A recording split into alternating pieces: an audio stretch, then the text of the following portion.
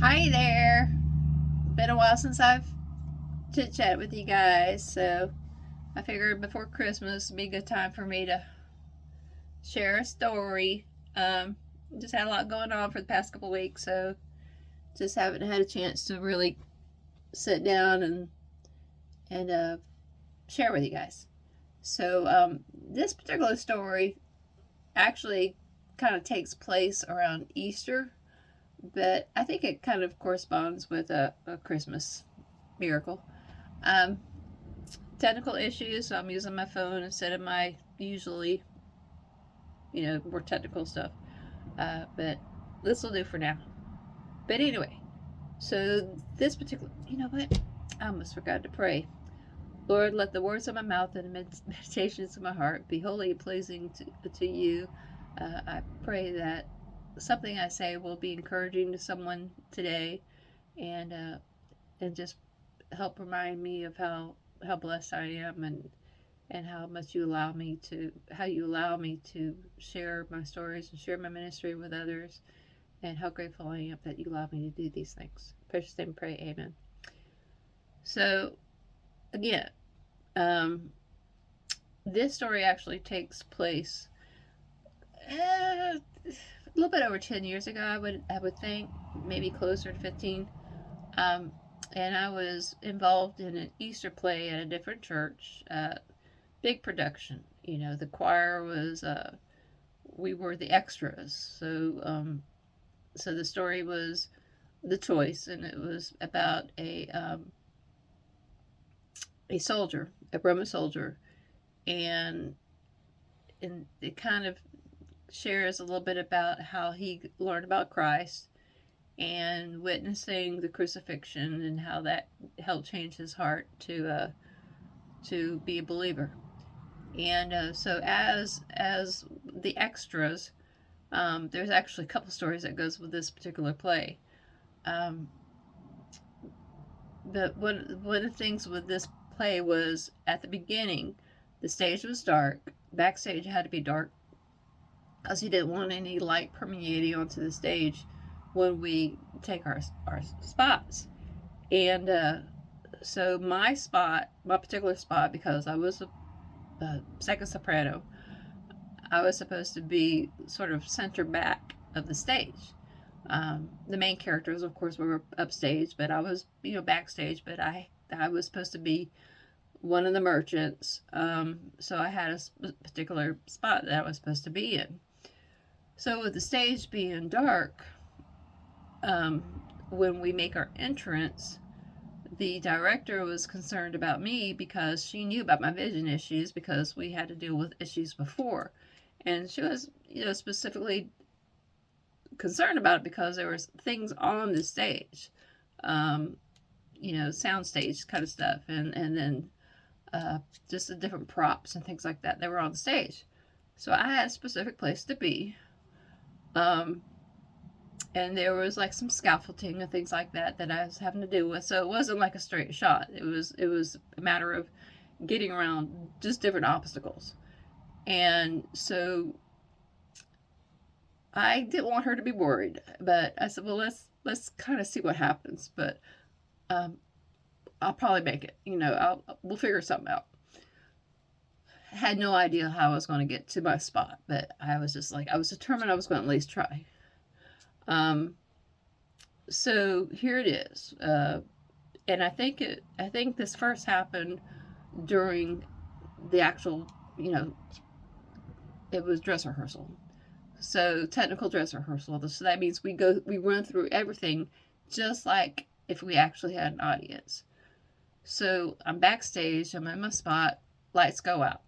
Can't see anything. Nothing. Maybe some red little dots here and there from the certain equipment, but other than that, couldn't see a thing. Next thing I know, I feel somebody grab my elbow, and then I just follow whatever that was, whoever that was. And then the lights come up, and I'm in my spot. And the director, of course, 50 people on stage, but she specifically wants to know, am I okay? And then she sees that I'm in my spot. And we did the practice, of course, a couple times, ran through it, same thing. The actual play, same thing.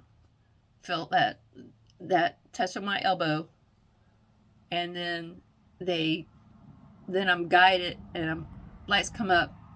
I'm exactly where I'm supposed to be. And the director asked me, she's like, I was so worried about you. How did you get to your spot? And I'm like, no clue. And of course, she was confused, and of course, I was a little confused myself. And she says, "Well, what? Who did that?" And I'm like, "I don't know." I said, "All I know is I'm backstage. I feel somebody grab my elbow. I follow them. Lights come up, and I'm in my spot." And she says, "Well, you're exactly where you're supposed to be." And I'm like, "Well, I don't know if that was one of the actors or if it was an angel. I have no clue." And you know what? I don't think I really wanted to know, because to me it was more of a miracle of not even knowing who was doing that. And I it tickles me that others were kind of concerned, but I just had faith knowing that somehow I was going to make it. I had no clue how, but I was going to make it. And as bad as my vision was, I was able to get through that particular, especially with all the lights and everything that are in your face. And of course, that causes me even extra issues, have spotlights and things like that. But I just kind of, all the little practices and all that, it kind of gave me that sense of, I've got this, or somebody's got this, I'll be okay, in other words. So yeah, that was sort of like a Christmas miracle, but it was Easter. And then the other thing that happened in this particular play is there was a scene where when Jesus was being tried, and you had your people who were shouting, to kill Jesus, and they wanted him to be put to death. And then you had your other people going, no, no, save him. So you're supposed to have this split between the different people on stage. Some of them were like for Jesus and some were against. Well, it just so happened that I was put on the side where it was supposed to be the people who were saying put Jesus to death. Well, I didn't want to be on that side whenever that part came up. So I was trying to slide over to the part where the people were like, no, no, don't kill him, don't kill him. I didn't want to sit there, even in the play, I didn't want to sit there and be the bad guy, and the problem is my costume was this pastel pink color, of course, coral, more coral. So I was pretty easy to spot. And plus I'm 5'10", I was 5'10", so that didn't help. But I was trying to slide over, and I'm like, no, don't kill Jesus, but I got caught. So every time I tried to move over to the save Jesus side rather than the kill Jesus side, I was, caught in the act. So I got in trouble for that a couple times. So I had to sit there and be on that, like I said, the bad guy side.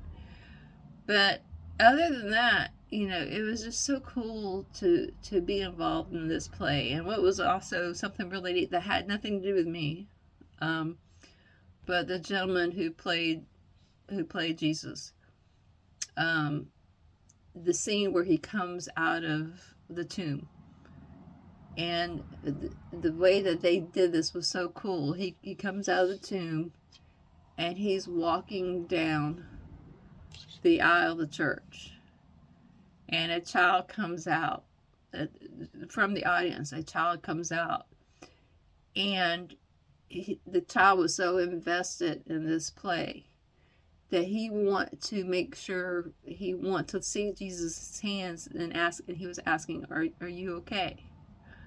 You know, so the guy playing Jesus was like so moved by how much that child was invested in the whole play. It's like all that hard work, all those nights that we worked till 11 o'clock at night practicing, and all the extra hours that we spent, you know, put into together, and the building of the stage and the building of the tomb, and you know, just all the work.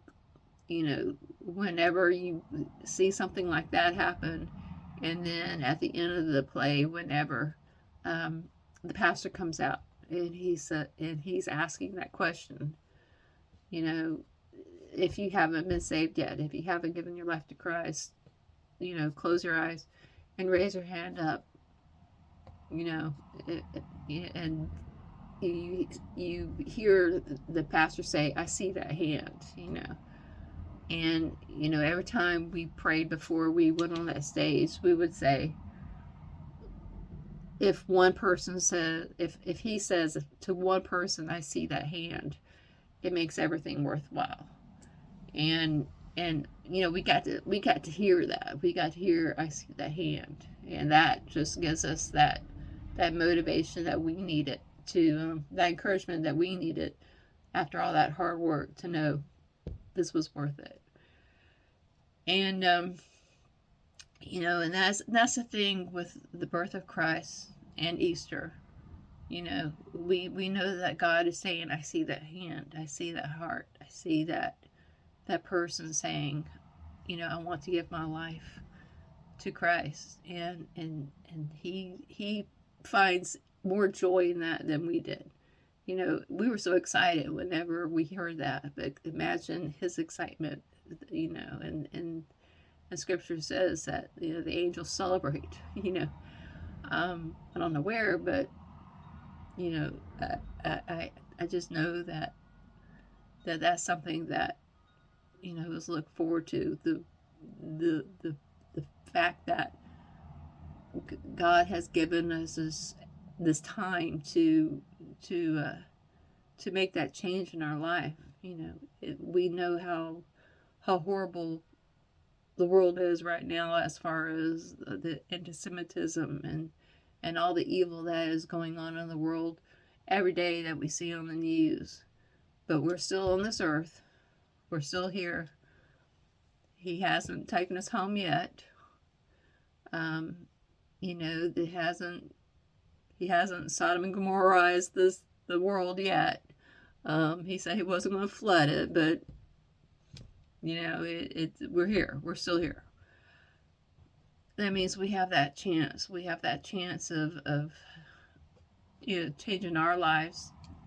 For those of us who haven't made that decision yet, you know, I have, and I thank God that He's given me that His salvation.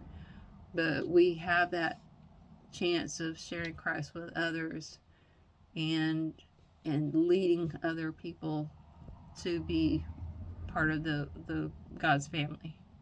So again, I encourage you, and I hope that you'll have a wonderful Christmas. I pray that you know, you find that time to be with your family, and be joyous in that day that you have to celebrate not just being together as a family, but celebrate his birth. Yes, he may not have been born in December like we celebrate, but the fact that we can celebrate his birth in the United States is so important, and we need to appreciate that, because there's a lot of other countries that are going through so much evil.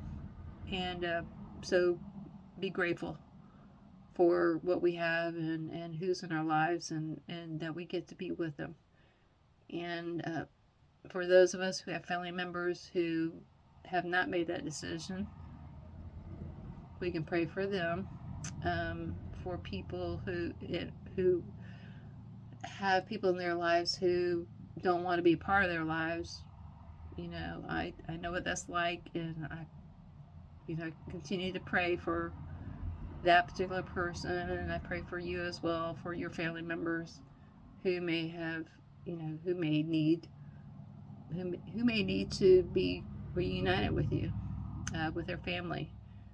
So yes, I will be in prayer for all of you who follow me, and um, I'm grateful that you do follow me. I was telling a friend of mine, actually tonight, I was telling her, I says, yeah, I have about 150 people who watch my videos. I don't know who they are. You know, I know who some of them are because some of you will like and make comments on my videos, and I appreciate that. But I'm like, do I know 150 people? I don't know, and it's kind of neat to know that I have people who are listening to what I have to say, and I hope I'm an encouragement to you. Uh, and more than anything else, I hope I'm glorifying Him in everything that I say. And be a blessing, be a blessing, be blessed, and Merry Christmas. Thanks, guys. Love you.